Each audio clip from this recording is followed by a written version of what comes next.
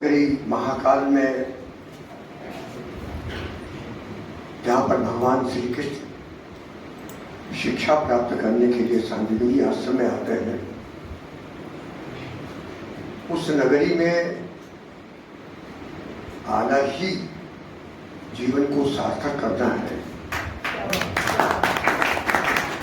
अब ऐसे मनुष्यों के बीच में बैठ करके बोलने का अवसर मिले तो मैं सोचता हूं कि जैसे कि संतों के बारे में मानस में तुलसीदास ने कहा कि जन्म जन्म मुनि जतन कराही, अंत राम कहीं आवत नहीं। तो मेरे लिए कितनी बड़ी हिंदी की साधना या कुछ हो वो किताबों पर आधारित है। इस प्रकार की साधना का फल जो मुझे आदरणीय पांडे जी से, शर्मा जी से, तिवारी जी से और यहाँ मिला है, ये मेरे जीवन का सौभाग्य है। ये जीवन के वो पल है जिन्हें मैंने जीना कहूँगा, यही जन्म ले लिए।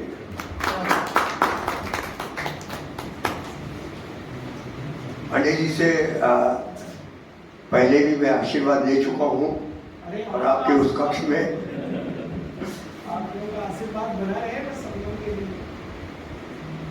मैं सोच रहा था कि ऐसे विषय पर जबकि भगवान कृष्ण की बाल लीलाओं पर जगह जगह पर कथाएं हो रही हों,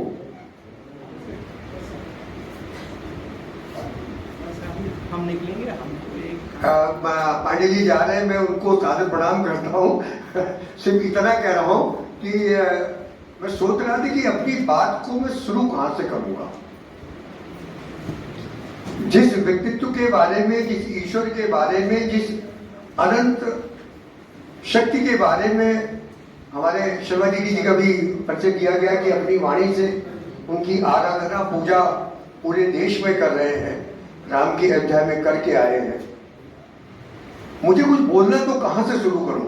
चाहिए कि पांडे जी, अखिलेश जी पांडे जी जो आपका कुलपति है, इनका मैं सानिध्य दो, उन्होंने ठीक उसी प्रकार से मुझे बोलने का रास्ता वेणियां खोल दी जैसे भगवान कृष्ण की उस कारागृह में अपने आप वेणियां उन्होंने खोली थी और मार्ग प्रशस्त हो गया था। भीड़ खूब इकट्ठा होती है, कृष्ण के बारे में चर्चाएं होती हैं और हमारे सभी आदरणीय कथावाचक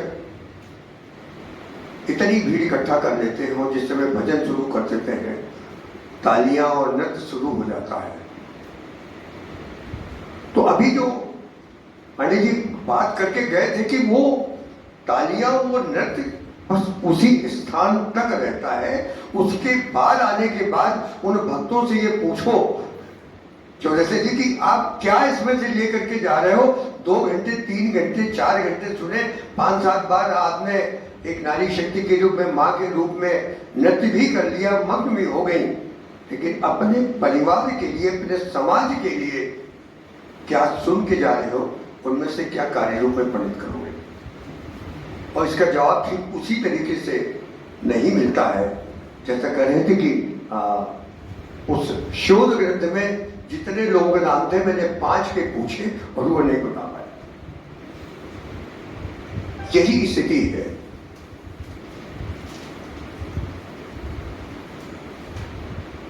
मैं करीब 30-35 मिनट तो आदरणीय शर्मा जी के मैं सोच रहा था कि जब पता चला कि अध्यक्षता आपके चौधरी से पूछा तो मैंने कहा कि अब मैं निश्चित हो गया हूं क्योंकि आपके सानिध्य में बैठ करके बोलना सीखा है। और मित्रों, आप बड़े भाग्यशाली हैं कि शैलेंद्र कुमार शर्मा नाम का व्यक्तित्व सिर्फ हिंदी का विभागाध्यक्ष नहीं है, सिर्फ विक्रम विश्वविद्यालय का कुलानुशासक नहीं है, बल्कि भाषा, संस्कृति, साहित्य की वो ध्वज लेकर के चलते हैं जो पूरे देश में आपके हाथों में। और ये सौभाग्य कि हमें, मेरे जैसे व्यक्ति का, जब आप पूछ रहे थे हमारे आलोक जी के मित्र कि सर आपको बैंक से सेवा निवृत्त हुए कितने दिन हुए, तो मैंने ये कहा कि ज्यादा नहीं हुए, सिर्फ 22 साल हुए। 82 साल का ये व्यक्ति आपके सामने है। सब युवा लोग हैं और कृष्ण का वो व्यक्तित्व जिसके बारे में चर्चा करना है, बाल लीलाओं के माध्यम से युवा व्यक्ति को संदेश जो देना है, एक समसामयिक यहाँ श्रोता भी बैठे हुए हैं और उस व्यक्तित्व के जो विक्रमोर्वशी की जिसने इस समय की गणना को अपने हाथ में ले लिया महाकाल में, उस व्यक्ति को प्रणाम करने का कितना अच्छा अवसर मिल रहा है। पहले पूरी तरह धार्मिकता में न जाए लेकिन उनको धरा पर तो ले आए। अच्युतम केशवम राम नारायणम कृष्ण दामोदरम वासुदेवम हरि श्रीधरम माधवम गोपिका वल्लभम जानकी नायकम रामचंद्रम हरि। जिस राम की बात की थी मर्यादा पुरुषम, ये एक श्लोक लोग समझ करके करते हैं। उस कवि की कल्पना देखिए कि जिसने प्रभु कृष्ण के राम के पूरे नामों के माध्यम से छंद बना दिया। पूरे नाम है इसमें कहीं वंदना है ही नहीं, पूरे नामों से ही वंदना हो गई। और मैं बोलना शुरू को तो कहना पड़ेगा, श्री कृष्ण गोविंद हरि मुरारे हे नाथ नारायण वासुदेवा। कुछ कहूं तो आप तक वो बात पहुंच सके, मुझे शक्ति देना। ईश्वर के कथाओं के माध्यम से मालूम पड़ता है कि राम ने क्यों अवतार लिया, कृष्ण ने क्यों अवतार लिए। अलग अलग कथाएं खूब जुड़ी है। उसमें कहा गया कि हरि अवतार हेतु जय होई इद मिथम कही जाए न सोई। इस तरह हम पढ़ रहे हैं कि नहीं इनके कारण हुआ, दशरथ के यहाँ जन्म लिया, यहाँ आकर के गोकुल में आए हैं और वसुदेव देवकी के पुत्र हुए हैं, उन्हें कंस का वध करना था, उन्हें महाभारत कराना था। ये तमाम सारी बातें जुड़ी क्या एक ही युग में हुई? वो तो अनंत है। तो जितनी चीजें सुनते यही सही है इतना नहीं, ये तो उनमें से एक कण मात्र हमको सुनने को मिलता है जिसके आधार पर उनकी हम चर्चा कर रहे हैं। यदि सच पूछा जाए तो शारद शेष महेश विधि आगम निगम पुराण नेति नेति कही जा सुगुण करें निरंतर गान। उस व्यक्तित्व का, उस ईश्वर का कितने रूपों में गान होता है, लेकिन कोई कहां तक पहुंच पाता है। युग निकल जाते हैं, सतयुग त्रेता द्वापर कलयुग सब फिर आ जाएंगे, लेकिन वो अपनी जगह पर है अनंत जगदाधार। उसको कौन, लेकिन क्या ये मान के चले कि ये किताब नहीं, मैं नहीं पढ़ सकता हूं, बहुत कठिन है, रख दोगे क्या? ऐसा नहीं है। वही प्रेरणा देता है, कहता आगे बढ़िए। और इसलिए जानते हुए भी सब जानत प्रभु प्रभुता सोई तदपि कहे बिन रहा न कोई। जिसमें जिसकी सामर्थ्य जितनी थी, चाहे वो तुलसी हो, चाहे सूर होता हो, या अष्टछाप के कवि हो, या हम में से कोई हो, या हिंदी विभाग में जितने मूर्धन्य, मैं कह रहा था कि मुझे सौभाग्य मिला कि करीब सभी के दर्शन कर चुका हूं। इस सारे लोगों ने अपनी कलम से, वाणी से कहीं न कहीं तो निरंतर उसके बारे में बोलते चले जा रहे हैं। और फिर भी क्या होता है? सो जाने यही देव जनाए, वही जान सकता है जिसको तो, और जानत तुम्हें हो जाए। वो उसी में चला जाता, समा जाता है, फिर वो अलग रहता कहां, उसका अस्तित्व कहां है। ऐसे कृष्ण के बारे में शुरू करते हैं। आप सभी जानते हैं कि जब रामचंद्र जी ने जन्म लिया तो पहले उन्होंने कौशल्या को चतुर्भुज रूप में दिखाया और कहा कि वरदान मांगा था ना, मैं आ गया हूं, मेरा समय आ गया। वो देखती हैं और फिर कहती हैं कि अच्छा वो पहले बता दिया, अब जिस रूप में आपको आना उसमें हो जाइए। और फिर वो बालक के रूप में वही बालक शुरू भूपा और रुजन सराना और रोना शुरू कर देते हैं। यहां कृष्ण के रूप में आ जाए, कंस का कारागृह, माता पिता बंद है, उनको चतुर्भुज रूप दिखाया है, स्मरण दिलाया कि मेरा समय आपको जो कहा था उसके अनुसार इस धरा पर आने का हो चुका है। और फिर तत् अद्भुतम बालकम श्रेणम चतुर्भुजम शंख गदायुक्तम श्री वत्स लक्ष्मणम गलशोभितम कौस्तुभम पीताम्बरम सांद्र पयोत्सवकम। ये स्वरूप से पहले दर्शन देते हैं और फिर कह देते हैं माता पिता से कि हमको जिस काम के लिए यहां पर आया हूं उसमें आपका सहयोग चाहिए। मुझे कहां ले चलो? नंद बाबा के यहां, यशोदा के यहां। कहते कैसे ले चलूंगा? मेरे हाथ पैर में तो बेड़ियां पड़ी हैं, ताले बंद हैं, पहरेदार बैठे हुए, सब कुछ हो जाएगा।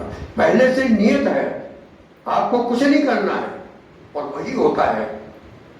हथकड़ियां बेड़ियां सब अपने आप टूट जाती, पहरेदार सो जाते हैं, सुपड़े पर लेकर के उनको रवाना हो जाते हैं। अभी आदरणीय पांडे जी ने बड़ा अच्छा संकेत किया। मैं जिस पे बोल रहा था कि वो गए, मैं उनके सामने ही कहना चाहता था कि बेड़ियां तो उन्होंने हमारे रास्ते की काट के और रास्ता प्रशस्त कर दिया था। आज कितने युवा लोग हैं जो ये कहते हैं क्या करें, मेरे घर में मेरे माता पिता योग्य नहीं, मुझे पढ़ा नहीं पाते हैं, क्या करूं, मेरे पिताजी नहीं रहे दुर्भाग्य से, या मेरी माँ नहीं रही, मुझे तो ठोकरें खाना पड़ रही। और वो कृष्ण जन्म लेते ही इस संसार के कल्याण के लिए अपने माता पिता को छोड़ करके वहां चले जाता है। ये है संदेश। वो ईश्वर जो शक्तिशाली है, जिसके बारे में कोई अनंत युगों तक नहीं कर सकता है, वो इस संसार के कल्याण के लिए अपने माता पिता के जन्म के साथ त्याग कर देता है और बालक के रूप में कहता है कि मुझे ले चलो वहां पर। यमुना पार करना, घना अंबिका, जन्माष्टमी मनाते थे। जन्माष्टमी इसलिए मनाते हैं, धूमधाम से प्रसाद खाते हैं, जोर जोर से माइक बजाते हैं और सब कष्ट लेते हैं। लेकिन जन्माष्टमी के पीछे की जो पीड़ा, उस अंधकार की पीड़ा, उस अंधकार के साथ जो जुड़ा हुआ कृष्ण का चरित्र है, उसको जीवन में लाने का प्रयास नहीं करते हैं। कितने संदर्भ है। जब दो वाक्यों में बता दे, क्योंकि सीधे सीधे हम विज्ञान पर चले जाएंगे तो सूखा विज्ञान भी गले के नीचे उतरता नहीं है। हमारे जितने भी कथावाचक हैं, पंडित लोग, आप जानते हैं कि बीच बीच में भजन ले आते हैं और फिर शुरू हो जाता है, तो उनको मालूम है रस डालना जरूरी है। सूखी कथा अगर सुनाएंगे ना तो ये सब घर चले जाएंगे। बीच बीच में रस, मुझे रस ये है कि थोड़ा सा आधार है। देवकी और वसुदेव ने एक वर मांगा था कि तुम्हारे बाल्यकाल का मुझे सानिध्य चाहिए, उसमें मैं रमना चाहते हैं। और नंद बाबा और यशोदा ने कहा था कि बाल लीलाएं, और देवकी और वसुदेव ने कहा था कि आप पुत्र मेरे बन करके आओ। जन्म लिया, पुत्र हुए, तुरंत ही वहां से आगे चले गए। और कहां आ गए? जिसको ये कहा था कि तुमको बाल लीलाएं देखना है। और जब आ गए हम, कृष्ण जी आ गए, तब क्या होता है? भगवान ने दोनों दंपतियों की उनकी इच्छा के अनुसार वर तो दिया ही, उनके साथ तो दिया ही, लेकिन संसार का कल्याण भी उसके पीछे छिपा हुआ है, जिस उद्देश्य के साथ वो धरा बनाते हैं। और जैसे ही यमुना जी बीच में आती, यमुना जी जानती मुझे क्या करना है, उस विघ्न को दूर करने के लिए सुपड़े से पैर नीचे करते हैं, यमुना जी छू लेती है, चरण स्पर्श हो जाता है, रास्ता बना देती है। उस बहुत संक्षिप्त में हम नंद बाबा के घर पहुंच जाएं, और जब पहुंच जाएंगे तो कहना पड़ेगा, नंद घर आनंद भयो, जय कन्हैया लाल की, हाथी दीनो घोड़े दीनो और दीनो पाल की, नंद घर आनंद भयो, जय कन्हैया लाल की। आज जब जन्म होता है, बड़ा बहुत ही बढ़िया संकेत। आपके कुलपति प्राय इस प्रकार के कुलपति बोलते नहीं है। अगर 2-4 मिनट का समय मिल भी गया तो इस विषय पर बोल के चले जाएंगे। आज हम बच्चों के जन्मदिन पर हम में से कितने लोग हैं जो भगवान के या धर्म स्थान पर जाकर के उन अपने संस्कारों से जुड़ने की कोशिश करते हैं। बड़े बड़े केक आ जाते हैं, होटलों में चले जाते हैं, नृत्य शुरू हो जाता है। नृत्य तो वहां भी हो रहा है, लेकिन नंद के घर अगर जन्म हो रहा पुत्र का, तो घोड़ा दी हो, पालक दी हो, क्या क्या दे रहे हैं? उन व्यक्तियों को दे रहे हैं जिनके पास कमी है, आनंद को बांट रहे हैं। ये है, आपके घर में यदि आनंद आया है तो उसको समाज में बांटिए, और ऐसे व्यक्तियों के बीच में बांटिए जिनके पास उसकी कमी महसूस हो रही है। और दे करके ये मत कहो कि मैंने तुम्हें दिया है। इसका संकेत बड़ा अच्छा मिलता है रामचरितमानस में। राम का जन्म होता है, गदा दान दिया जाता है, इतनी चीजें दी जाती हैं, और जो देता है वो दूसरों को दे देता है, अपने पास नहीं रखता है। क्योंकि जिस धरा पर ईश्वर स्वयं जन्म ले रहा हो, जहां पर उसका दिया हुआ कौन रख सकता है, इस तरीके से परिपूर्णता वहां पर आती है। और बहुत मैं थोड़ा सा समय को देखते हुए आगे बढ़ता जा रहा हूं। संक्षिप्त में नंद बाबा के घर में क्या स्थिति है। एक आवत एक जात विदा एक ठारे मंदिर के द्वार। कितनी भीड़ है। धीरे धीरे कृष्ण बड़े हो जाते हैं, और बड़े होने के बाद हम उनको सीधे पालने में पहुंचा दें, क्योंकि बाल्यकाल का वो सुख यशोदा को देखना है। हल राव है, दुल राव है, कबहू पलक हरि मूंद लेते हैं, और जब देखते हैं कि मां के ऊपर क्या असर पड़ रहा है। वो आज भी माएँ क्या करती हैं, तो पहले पालना बहुत कम हो गए हैं। कितने लोग हुए जो पालने में झूले होंगे इनमें से। और चलिए ये खुशी हुई कि 2 गोपिकाएं यहाँ वहां पर है हमारी गोकुल की, जिन्होंने याद दिलाया कि उनको पालना मिला है, मिल भी जाता है। घर की गृहस्थी में वर्तमान में होते हुए में इतना काम होता है कि एक बार झूला दे दिया, फिर जाकर के अपने काम में लग जाते हैं। और एक सबसे बड़ा काम तो आजकल के हाथ में जो है वो गूगल के साथ में हमारा मोबाइल रहता है, उससे अगर छुट्टी मिले तो देखें। हल राव है, दुध राव है, और भगवान आप बच्चे की देखते हैं कि माँ के ऊपर क्या असर पड़ रहा है। कहो अधर भर काम है, और अगर देख ली कि माँ का ध्यान में यशोदा का नहीं जा रहा है, तो अकुलाए उठे हरि जसुमत। और जब देखी करें इनके चेहरे पर परिवर्तन हो रहा, तो जसुमती मधुरी का है। बच्चे को क्या चाहिए, यह है विज्ञान। उसको मोबाइल नहीं चाहिए, उसको तेज आवाज में टीवी नहीं चाहिए चालू करके छोड़ दो। बच्चे को चाहिए मां की मधुर आवाज में लोरी चाहिए, और इस लोरी से, इस मधुरता से आज के बच्चे दूर होते चले जा रहे हैं। ये क्या आज की समय की मांग है कि जैसे हम स्वीकार कर रहे हैं? हमारी मातृशक्ति को जो इस पर सोचना चाहिए। ये सौभाग्य की बात है रणजीत शर्मा जी और चौहाई जी को बता दूं कि आज मैं पूरे परिवार के साथ आया हूं। मेरी धर्मपत्नी है, यहाँ पर है, मेरी बहू है, आलोक का परिचय हो चुका बेटा, 2 पोते बैठे हुए हैं। मैं ये परिचय से इसलिए नहीं दे रहा हूँ परिवार के साथ। यही विक्रम विश्वविद्यालय उज्जैन की पावन नगरी में सन 1963 में मैंने BA किया था। तब दूसरे विश्वविद्यालय नहीं हुआ करते थे।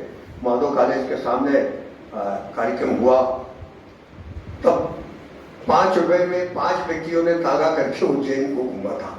5 व्यक्ति 5 रुपए में पूरा उज्जैन सांदीपनि आश्रम एक सामान्य रूप में देख के चले। अच्छा, यहाँ कृष्ण पढ़ने आए थे और कहीं को था ही नहीं क्या? अरे कृष्ण से पढ़ने नहीं आए थे, इस विश्व को पढ़ाने आए थे, और इस पावन नगरी को उन्होंने चुना था। इस जगह से मुझे संदेश देना। सिर्फ सुदामा का संदर्भ लेकर के ही नहीं चलते हैं। वो व्यक्तित्व, वो सांदीपनि कितना बड़ा महान है जिसके पास कृष्ण पढ़ने आते हैं। कहीं हमारे पास किताबें ग्रंथ लिखी भी है क्या? नहीं साहब, किस तरीके को तो सब कुछ जानते हैं। एक संदर्भ है, यही से संदेश दिया है। दोस्ती कैसी होना चाहिए, लोगों को साथ कैसे लेके चलना चाहिए, और फिर विज्ञान के साथ हम जोड़ दें उस चीज को। विश्व में के तमाम विद्वान हैं, मनोविज्ञान के साथ बच्चों के अध्ययन का भी किया गया है। 16 संस्कार होते हैं। हमारे घर में जब बातचीत हुई, जो मैं बताने जा रहा था, यहाँ पर छोटा हमारा पोता, मैं चाहूंगा कि अभिप्राय खड़ा हो जाए अपनी जगह, आप देख लें। इसलिए मैं खड़ा कर रहा हूं कि जब 2.5 साल के हुए और बसंत पंचमी जिसका संदर्भ दिया गया था, उस दिन पट्टी पूजा की हमारे यहाँ प्रथा है। बच्चों को पहले ओम लिखवाया जाता है हाथ पकड़ के। हमारे ये तय किया गया कि इस बच्चे की पट्टी पूजा सांदीपनि आश्रम में करेंगे, और यहाँ पर ले करके आए थे सबसे पहले उस आश्रम में। तो सिर्फ ये नहीं कि हम उज्जैन में रहे उसका असर नहीं पड़ता है, या हम अयोध्या में रह रहे उसका असर नहीं पड़ता है, या जिस स्थान पर महाकाल में रहे उसका, जिस स्थान पर जिन वातावरण में जिस संस्कार में आप रहते हो उसका आपके जीवन पर असर पड़ता है। और उसका कारण है कि आज हमारा परिवार भगवान महाकाल की दया से शिक्षा और संस्कृति संस्कार में आगे बढ़ता चला जा रहा है। यही तो मन में उसी ने कहा कि यहाँ पर आओ, ये कितना ऐतिहासिक स्थान है, जहाँ कष्ट पड़े वहां अपने बच्चे को प्रति पूजा करवाइए। पढ़ रहे हैं, जिस समय भगवान गर्भावस्था में आते हैं ना, तो आज के तमाम लोग डॉक्टरों के चक्कर तो लगाते ही रहते हैं, सारे चिकित्सालय महिला खुले हुए हैं। उस समय की स्थिति देखिए, कैसे जाना जाता है कि गर्भ में आया हुआ बच्चा किस स्थिति का है, उसका परिणाम इस परिवार पर क्या पड़ने वाला है, इस समाज पर क्या पड़ने वाला है। हरि के गर्भवास जननी को बदन उजाड़ हो लागे, जननी को बदन उजाड़ो लाग्यो, मानव शरद चंद्रमा प्रगट्यो, सोच तिमिर तन वालो। वो जो सोच, जो चिंताएं रूपी अंधकार वो विनिष्ट होकर के वहां आनंद का चंद्रमा उदित होता है। ये होना चाहिए जब मां के घर में बच्चा आए, तब प्रसन्नता का अनुभव होना चाहिए। जिस भाव में जिस तरीके से मां रहेगी बच्चे के ऊपर उसी प्रकार का काम पड़ेगा, और वही प्रभाव कृष्ण के जन्म के साथ यहां पर बताया जा रहा है। लेकिन हम अगर ये करना शुरू कर देंगे तो ये बड़े बड़े जो अस्पताल बने हुए हैं और बड़े बड़े जो पोस्टर लगे हुए हैं, उनके पास कौन जाएगा? उनका भी तो पेट भरना है, उनका भी पेट वही भरा रहा है। जो वही कृष्ण जो उस समय था वही आज भी है, सबको वही देता है। पालना आ गया, पालना अति सुंदर गाढ़ो दे गढ़ैया, जसोदा हरि पालन में चुना हुआ है। कितना सुंदर पालना बना हुआ है, उसमें है। आगे चले, अब कृष्ण चलना सीखते। मैं उन वैज्ञानिकता पर जो विषय है वो अलग लाते हैं, पहले इनको थोड़ा सा ले लें। तनिक तनिक भुज पकड़ी के ठाड़ो होन सिखावत, तनिक तनिक भुज पकड़ी के ठाड़ो होन सिखावत, जननी पे मांगत जग जीवन गए माखन रोटी। मुझे पढ़ा, सुबह उठ करके कहते मुझे मक्खन रोटी चाहिए, माखन चाहिए। कौन था जो सारी दुनिया का पालन पोषण कर रहा है? वो मांग रहा है मां से। लोटत सूर्य श्याम भूमि पर चार पदार्थ जिसके हाथ दोनों। अरे जो सारे संसार को कर रहा है वो किस तरीके से यशोदा से कि इनका ध्यान में एकदम आकर्षित हो, जमीन पर आकर के लौट जाते हैं, रीझ जाते हैं, खींच जाते हैं, फिर आएगी मां मुझे आकर के प्यार करे, लाड़ करे, वो मांग रहा है। और अभी हमारे आदरणीय संकेत कर ही गए ना पिज्जे का। हम पिज्जा सुबह बच्चे को पढ़ाना है। मैं बड़े स्पष्ट बता दूं, यहाँ परिवार बैठे हुए हैं और ऑलरेडी पूरा मंच बैठा हुआ है, कहीं बोलने का आता है। मैं इन चीजों का बड़ा बड़ा विरोधी हूँ। अपने बच्चों का ख्याल रखो, लड़का हो या लड़की हो, दोनों में कोई अंतर मत समझो। उनकी सुविधाओं का ख्याल रखो पढ़ाई के समय कि उनको असुविधा, लेकिन उनको उनकी कर्मण्यता से अपंग मत बनाओ। जगह पर चाय देना है, वो उठे नहीं तो वही नाश्ता देना है। उनका बैग भर करके और गाड़ी पर जा रहे या बाहर निकले तो बैग भी बैग टांग देना है। स्कूल से आए तो एकदम से उतारिए दौड़ के, जैसे बहुत बड़ी नहीं। हम उनके जीवन के जो संस्कार हैं उनको प्रति उनको विमुख कर रहे हैं, उनको अपने आप स्वावलंबी बनाने का प्रयास नहीं कर रहे। ये लाडपाट जो हमारा जो जा रहा है, कृष्ण ऐसा नहीं करते हैं, यशोदा नहीं करती। वो खड़े होने की कोशिश करते हैं, चलने की कोशिश करते हैं और फिर आगे जाते हैं। वो कभी कभी क्या होता है, माखन खात हसत किलकत हरी पकड़ स्वच्छ कर, इतना स्वच्छ कर। इंदौर तो अस्वच्छ होना शुरू हुआ है ना, मगर वो कृष्ण का तो अगर इतने समय पहले ही कितना स्वच्छ है कि जब चलते तो उनकी परछाई गमों में नीचे दिखाई देती और वो क्या समझते हैं, उसको पकड़ने की कोशिश करते, ये मान करके चलते ये दूसरा कोई कष्ट आ गया, यहाँ पर दूसरा कष्ट आ गया, उसको पकड़ने की कोशिश करते हैं और रगड़ रगड़ करके घर साफ करते हैं, फिर भी इच्छा नहीं हो। और हो भी जाता है तो बाहर की स्वच्छता हो जाती है, अंदर की नहीं हो पाती है। जरूरत है कि सबसे बड़ी चीज हम अंदर की स्वच्छता पर पहले ध्यान दें, अंतःकरण को साफ करें। जब अंतःकरण साफ हो जाता है, ठीक उसी तरीके से जैसे अंधकार में जब प्रकाश आ जाता है तो अंधकार नहीं रहता है, विजय प्रकाश की होती है।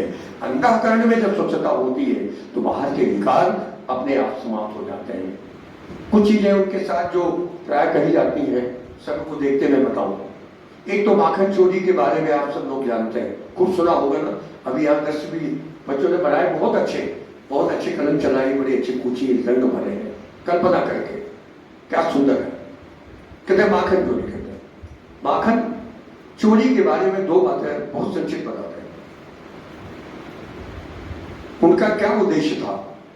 वो उस समय गोवंश है, बच्चों को मक्खन और पौष्टिक ये चीजें मिलना चाहिए।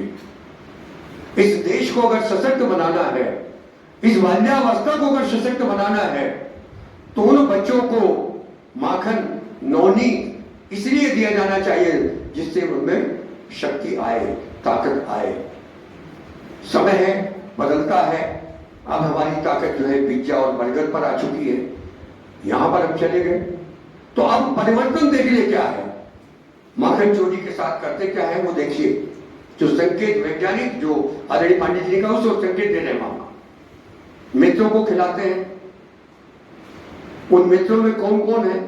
यदि हम विश्वास करें पुनर्जन्म में, तो कहते कि जब राम की सेना में बानर और रीछ थे तो कहते थे कि भाई मैं तो यहाँ पर सन्यासी हूं, मैं तो वनवास में हूं, मैं तुम्हें कहां से खिलाऊं, सेना के हिस्से तो जरूर हो, लेकिन कभी न कभी तो हम ये कर्ज तुमसे चुका देंगे। और जब कष्ट के रूप में आते हैं तो वही कष्ट माखन और नवनीत लेकर के अपने हाथ से उनको खिलाते हैं जो बानर के रूप में वहां ग्वालवाल के रूप में उनके साथ में आए। वहां का किया हुआ वादन इस कष्ट के रूप में आकर के पूरा करते हैं, वो पीछे नहीं हटते हैं। और दूसरा संदेश भी कि हमको बच्चों को क्या खिलाना चाहिए। दूसरा एक बड़ा संदेश और कष्ट देखते हैं कि वहां की जो गोपिकाएं हैं वो मटकी रख करके और जो द्रव्य बनते हैं, दूध है, घी है, नवनीत है, वो लेकर के बेचने चली जाती है। ये गांव है नंदगांव, मथुरा शहर है, वहां से बेचती है, पैसा लेकर के आती है। कैसे इसके विरोध में है। उनका कहना है कि हमारी इस धरती से, हमारे बीच में जो गोवंश से जो तैयार है, गोद्रव्य जो तैयार है, ये बिकना नहीं चाहिए। ये हमारे बच्चों के बीच में, हमारी संतानों के बीच में, हमारे मित्रों के बीच में दोगे तो ये संतानें भविष्य की सशक्त बनेंगी। जब उन्होंने इसका विरोध किया और इसके बावजूद भी कुछ गोपिकाएं, परिस्थितियां हो या और जो भी हो, नहीं मानी, तो फिर रास्ता भी बनाना पड़ता है। कौन सा रास्ता बनाया उन्होंने? जो पंडित लोग बड़े आनंद के साथ कथा में सुनाते हैं, वो मटकी लेकर के जा रही है, पीछे से वो एक कंकड़ी मारते हैं, मटकी फोड़ देते हैं, उसमें हम आनंद लेते हैं। आनंद की बात नहीं है। उस गोपिका को सिखाने की मां उनको कह रहे हैं कि ये गोवन जो बेचने जा रही हो, ये नवनीत जो बेचने जा रही हो, ये अपने बेटे की, अपनी संतान की भविष्य की शक्ति बेचने जा रही हो, इसको मत बेचो। और जब नहीं मानोगे तो फिर हम बैठे हुए ना आपकी मटकी फोड़ने के लिए करेंगे, इसलिए मटकी फोड़ती है। उनके साथ कहीं भी ऐसा नहीं होता है कि कष्ट कभी किसी, लेकिन हमको आनंद लेना है, रस लेना है, तो उसके साथ बहुत सारी चीजें जोड़ देते हैं। और कई जगह ऐसा भी होता है कि जिसके घर में जाते हैं, सच्चाई ये है, जब शोध करें आदरणीय शर्मा जी के निर्देशन में, तो कितने विद्यार्थी जब कृष्ण का शोध करोगे बाल, तो शोध में ये मिलता है कि कृष्ण इस विषय पर विशेष तौर से ध्यान देते हैं। और दूसरी तरफ हर गोपिका ये चाहती है गोकुल की कि कृष्ण हमारे बीच में, हमारे साथ हो। वो चोरी करने नहीं जाते हैं। सच्चाई एक वो कह रहे कि मेरे घर में होना चाहिए। हम बोले यहां अपने घर में देखें, और हर गोपिका अपने घर में देख रही, मैं अपने घर में देख रहा हूं, वो उसके घर में देख रही, वो उसके घर में। जिस तरीके से एक चैनल में जब कोई कार्यक्रम चलता तो सारे मोबाइल में, सारे चैनल सब जगह वही दिखाई देता। हर गोपिका समझे कि मेरे कहने पर, क्योंकि मैंने इच्छा व्यक्त की, इसलिए कान्हा मेरे घर में आया और ये मक्खन हमारे यहां से ले तो मैं इसको पकड़ने, इसका स्पर्श कर सकूं। उसको पकड़ने की इच्छा ये नहीं है, दंड देने की इच्छा नहीं है, उस कृष्ण का स्पर्श करने की अंदर की जो भावना है वो उसको उन तक खींच ले जाती है। मगर कृष्ण को पकड़ना, स्पर्श करना क्या सामान्य बात है? जन्म जन्म मुनि जतन कराई, अंत काल कई रावत नहीं। और ऐसे कृष्ण को गोपिकाएं सामान्य रूप से जा करके मक्खन खाते हुए पकड़ ले, कहते कि मैंने पकड़ लिया। कृष्ण संकेत देते हैं कि तुम गलत फहमी हो कि तुम कृष्ण को पकड़ रही हो। कृष्ण को तो पकड़ भी लोगे, कान्हा को नहीं पकड़ पाओगे। उस कान्हा को छूने का जो मन में तुमने संकल्प किया कि छूना चाहती हो, स्पर्श करना चाहती हो, तो मुझ में समा जाओ, अलग मत रहो, ये कान्हा पकड़ में आ जाएगा।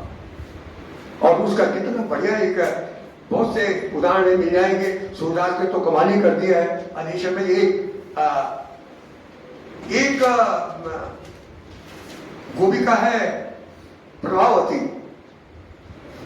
उसका एक उदाहरण देखिए कितना आनंद, बस एक ही के माध्यम से बहुत आनंद की अनुभूति हो जाएगी।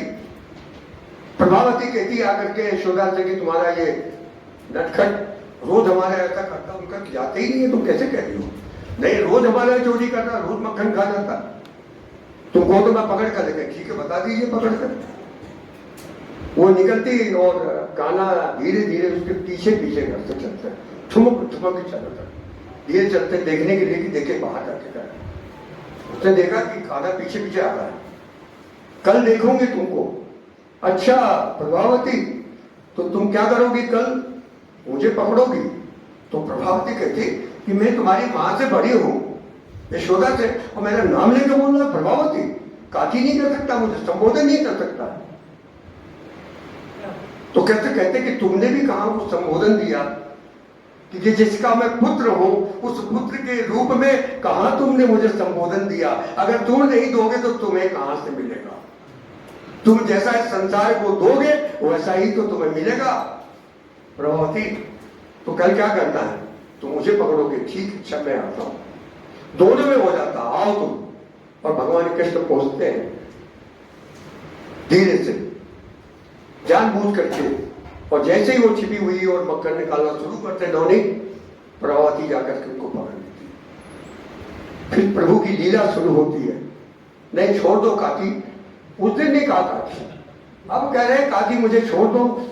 नहीं, मैं तुम्हारी माँ के पास ले चलूंगी। यशोदा कहती ना कि कभी चोरी नहीं कर, नहीं वो माँ मुझे मारेगी, हाथ पर जोड़ते हैं। ये है उनकी लीला। यदि बड़ा अगर पकड़ ले तो उसको सम्मान भी दो। ये मत बताओ कि मैं वो सर्वशक्तिमान हूं, इस तरह पर आया हूं। नहीं, अब सम्मान देने की नहीं कहा कि मुझे छोड़ दो, माँ के पास मत ले जाओ। वो नहीं मानती क्योंकि अहम उसके अंदर है कि मैंने तो कहा था ना मैं तो पकड़ के बताऊं, हाथ पकड़ के चलती। तो उस प्रभावती का लड़का भी उस टीम में शामिल है। वो कहता भैया क्या कर रहे हो छोटी सी बात के लिए, और कान्हा को देखो कितना कोमल है, तुम हाथ पकड़े हुए।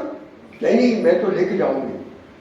और कान्हा क्या करते हैं, चिमटी खोल देते हैं। इस अदलाबदली में उनके ही लड़के का, प्रभावती के लड़के का हाथ प्रभावती के हाथ में पकड़ा देते हैं। अब प्रभावती बड़ी अकड़ के साथ यशोदा के पास जाती है। देख यशोदा, मैं तेरे लड़के को पकड़ के ले आई, तेरे कान्हा को। यशोदा तो चिल्ला बाहर की, क्या हुआ? ये देख मैं पकड़ के ले आई, मैंने कहा था ना कि कल लगे हाथों पकड़ोगी, ये पकड़ के ले आई। किसको पकड़ के ला रही हो प्रभावती? कन्हैया को। कन्हैया तो अंदर है। देखिए क्या यशोदा ने कहा, प्रभावती कन्हैया तो अंदर है। अरे कैसे अंदर है? ये देखो पकड़ तो देख तो लो, पहले अपनी बाहर की दृष्टि अंदर की दृष्टि तो खोलो। और जब खोलती तो देखती उनका ही लड़का है। ये संसार जो पकड़ के चल रहे हो ये भौतिकवाद है आपके हाथ में। कन्हैया तो अंदर है। जो यशोदा ने कहा कि उसको पकड़ने के लिए आपको कितने जन्म लेना पड़ेगा, वो कहाँ है बाहर? वो बाहर कब रहता है? उसको देखने के लिए अंदर की दृष्टि से देखना पड़ेगा, तो कन्हैया आपकी पकड़ में आएगा। उस दृष्टि की जरूरत है, अंतर करने की जरूरत है, अंदर की दृष्टि की जरूरत है। प्रभावती से नाम से प्रभावती नहीं हो जाओगी, वो प्रभा जो है अंदर भी तुमको जागृत करना पड़ेगी, तब कन्हैया आएगा। एक बात बता दें कि कन्हैया कृष्ण के बाल्यावस्था की तमाम अनंत क्षेत्र, लेकिन कोई भी व्यक्ति एक दिन में कन्हैया नहीं आता। एक दिन में कोई कन्हैया नहीं बन सकता है, वैसा आचरण चाहिए, व्यवहार चाहिए, संस्कार चाहिए, और सबके पीछे एक ही भावना हो चाहिए, इस संसार के कल्याण की। तभी तो यदा आदाई धर्म से ग्लानिर्भूत, ये तो हमने पढ़ लिया सब जगह, जब जब हो धर्म के। धर्म है क्या? धर्म की परिभाषा क्या है? किसी को पीड़ा कर देना, मनसा वाचा कर्मणा से किसी को पीड़ा देना है, ये अधर्म है। और किसी को मनसा वाचा कर्मणा से किसी के साथ खड़े हो जाना, यही सबसे बड़ा धर्म है। और इसीलिए संसार में ये प्रभु जो अलग रूपों में आते हैं, ये हमें सिखाते हैं। एक छोटा सा प्रसंग है ना, पूतना का आता है। कई प्रश्न उठते हैं कि पूतना तो स्त्री थी और कृष्ण ने उसका वध किया, वहां भी तो मारा था उनको, ताड़का को। पूतना, मैं जब पढ़ रहा था मैंने सोचा कि कहीं कहीं तो दूसरे दो शब्दों के मैंने शर्मा जी उसके दो टुकड़े किए, पूत और ना। एक ही है टाइटल, नाम तो एक ही, पूतना उसका नाम है। कंस ने भेजा था कि जाइए, उसने कहा बहुत सुंदर रूप रख लिया कि मैं जाकर के कृष्ण को अपने दूध पानी कराऊंगी और जहर देकर के उसको खत्म कर दूंगी, तो मेरे लिए बाया हाथ का काम है। पूतना, वो वास्तव में उनका पूत नहीं है। सच्चाई तो वो है कि मां बन करके जरूर आई, वो सुंदर स्त्री के साथ मां का स्वरूप उसने धारण किया, लेकिन वो कृष्ण उनका पूत यानी पुत्र नहीं है, पूतना। अब कृष्ण ने क्यों उसका वध किया? राक्षसी वध तो हो नहीं, इस संसार जो बुराइयां उनका विनाश तो कर देंगे, उनको आए इसीलिए, लेकिन उसका इसीलिए किया कि जो तुम्हारा पुत्र नहीं है उसको तुम अपना पुत्र कह करके छल करने आई थी, कपट करने आई थी। एक मां अगर शिशु के साथ में अगर कपट करना सीख जाएगी, छल करना सीख जाएगी, तो इस संसार से ममता के ऊपर प्रश्न चिन्ह लग जाएंगे कि मां से बढ़कर के कोई नहीं होता है। इस मां की ममता पर प्रश्न चिन्ह न लगे, मां कोई दूसरी पूतना न बनने पाए, इसलिए उसका वध करना जरूरी था। एक जगह और भी लोग उंगली उठाते हैं कि कृष्ण जो है गोपिकाओं के वस्त्र का चीरहरण कर देते हैं। चीरहरण नहीं करते हैं। ये जो इतना बड़ा पर्व हो रहा है विक्रमश, और अभी जो कहा गया है, हमारी भारतीय संस्कृति के चरमोत्कर्ष को जागृत करने के लिए, नौ जागरण करने के लिए ही तो ये सब कार्यक्रम हो रहे हैं, जिससे कि आने वाली ये पीढ़ी जो युवा बेटी है, ये भारत की बागडोर को अपने ला करके और पुनः विश्व गुरु बना सके, इस संसार को बता सके कि हमारी सभ्यता क्या होती है। उसी को जागृत करने के लिए कर रहे हैं। युवावस्था में पैर डगमगाना, कुछ गलत काम हो जाना स्वाभाविक है। गोपिकाएं ऐसी जगह स्नान कर रही है जो वस्त्र नहीं धारण किए गए। उस छोटी सी उम्र में कृष्ण उस संसारों को, मातृशक्ति को, उन गोपिकाओं को सिखाती है कि ये तुम्हारा काम गलत है और तुम नहीं मानते, तो इसलिए उन्होंने वस्त्र वहां पर छिपाए हैं। और उसके पीछे संकेत ये था कि इस प्रकार से जो आचरण आपका है गोपिका, ये नारी शक्ति के लिए, मां की शक्ति के लिए, भारतीय संस्कृति के अनुरूप नहीं है। इसलिए उसके ऊपर बंदिश करने के लिए एक अच्छे दूसरे तरीके से गोपिकाओं को रण सिखाया। उस चीरहरण के पीछे उनकी मनसा ये नहीं है जो हमारे कथावाचक आनंद लेने के लिए शुरू कर देते हैं। एक छोटा सा और उदाहरण है, उसमें बड़ा मजा आएगा।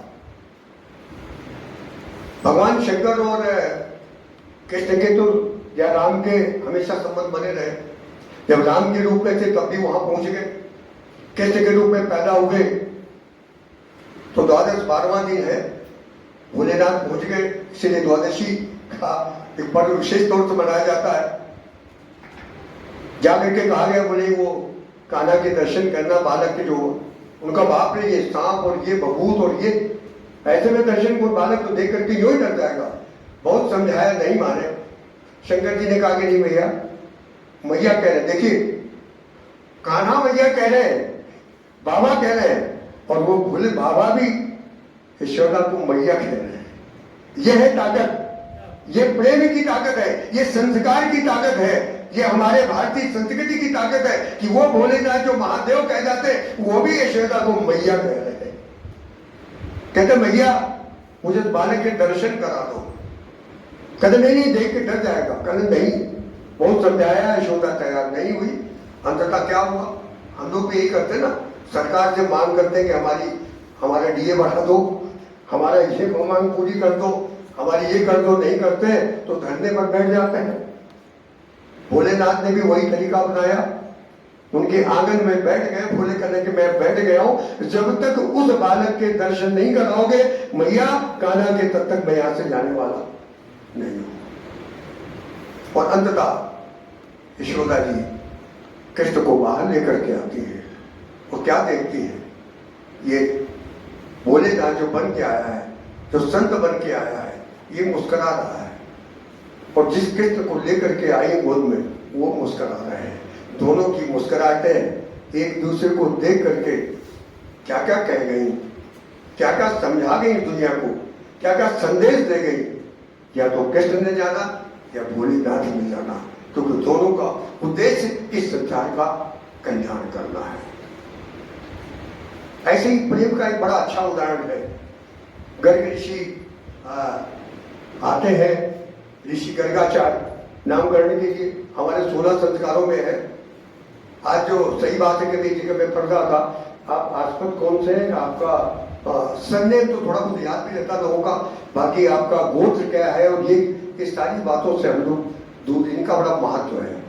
नामकरण किया, नामकरण के बाद बताया कि ये श्याम नाम रख रहे हैं। और इसके बाद उन्होंने क्या कहा कि पंडित जी प्रसाद लीजिए। तो कहना मैं किसी के घर में भोजन नहीं करता हूँ, तो क्या करना है? यशोदा जी से उन्होंने कहा कि आपको जो कहिए वो दे दें। तो उन्होंने कच्चा भोजन की सामग्री दी और गर्गाचार्य ने भोजन को पकाया और पका करके ध्यान लगाया और ओम नमो नारायण, नारायण को याद किया।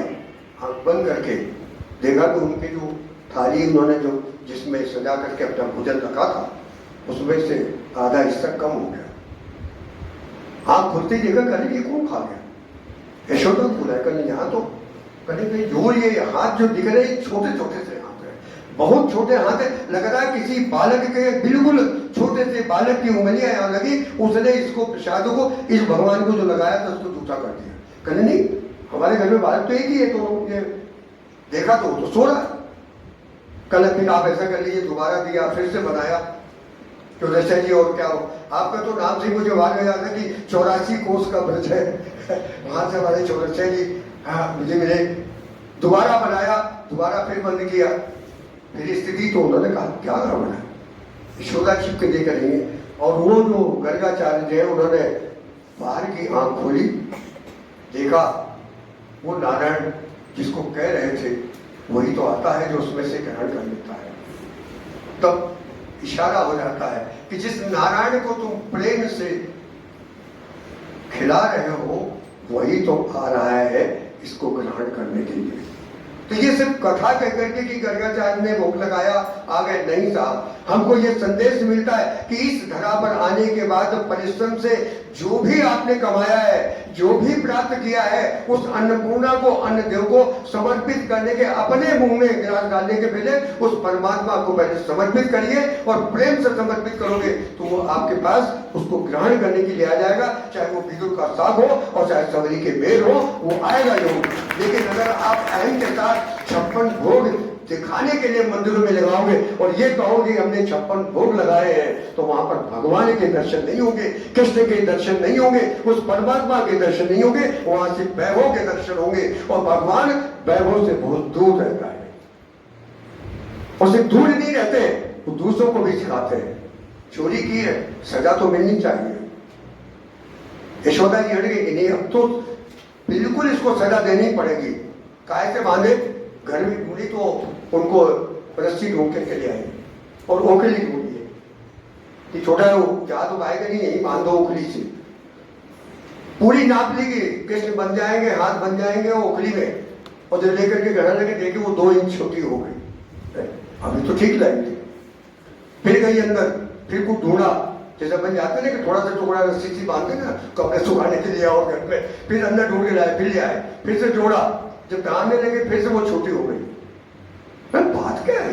पूरी लेकर के आते हैं तो कृष्ण ने देखा आंख खोल करके कि महामाया शक्ति जो है वो गड़बड़ कर रही है। पूरी रस्सी है, नाप सही है, माँ सही सब कुछ करे परिश्रम बांधने का, और ये महामाया बीच में आकर के उसके रस्सी को छोटी कर देती। तो महामाया तुम बैठ जाओ, इस समय तुम्हारी जरूरत नहीं है, अब तुम बैठ जाओ, मेरे और माँ के बीच में मत आओ। देखिए ये वात्सल्य, देखिए कृष्ण के वाले रूप से वात्सल्य का वो आनंद सूरदास देते हैं जो दुनिया के संसार के किसी कवि ने नहीं दे पाया, वो देते हैं। महामाया बैठ जाओ, माँ और बेटे के बीच में मत आओ, उसे बांधने दो, मुझे कौन बांध पाया है। अरे शर्मा जी क्या कहते हैं कृष्ण महामाया से कि मुझे कौन बांध पाया है। अरे देख नहीं पाया, छू नहीं पाया, स्पर्श नहीं कर पाया, पकड़ नहीं पाया, पर मुझे बांधने की बात कहा। लेकिन यहाँ कौन बांध रहा है, वो है माँ। माँ की ममता के आगे, माँ के सानिध्य के आगे, माँ के चरणों के आगे दुनिया की कोई ताकत नहीं हो सकती है। वो मुझे बांधना चाहती है और तुम उसके बीच में आ रही हो। मैं माँ के सामने झुकना चाहता हूँ, मुझे बनने दो। और फिर दूसरा संकेत ये भी है कि माँ को संतोष मिलेगा कि छोरी कैसी भी हो, बिना कहे हुए किसी की चीज को लेना, ग्रहण करना, ये चोरी ही तो कहलाएगी। तो चाहे ईश्वरी क्यों नहीं हो, दंड तो उसे भी मिलना चाहिए। इसीलिए वो बन जाते हैं उखली में, ले माँ तो मुझे बांध दे। माँ और बेटे के बीच में, यशोदा और कृष्ण के बीच का ये वात्सल्य संसार के लिए कितना संदेश देता है, जो हमारे आज के युग के लोगों को सीखना चाहिए। गोवर्धन पहाड़ क्या है, प्रकृति की पूजा करने तुमने छोड़ दी।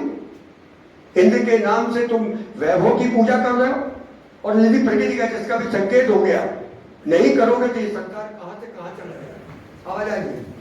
इस संसार को अगर बचाना है तो प्रकृति की पूजा करना पड़ेगा, प्रकृति का संवर्धन करना पड़ेगा। तो ये कृष्ण ने कहा गोवर्धन पूजा के माध्यम से।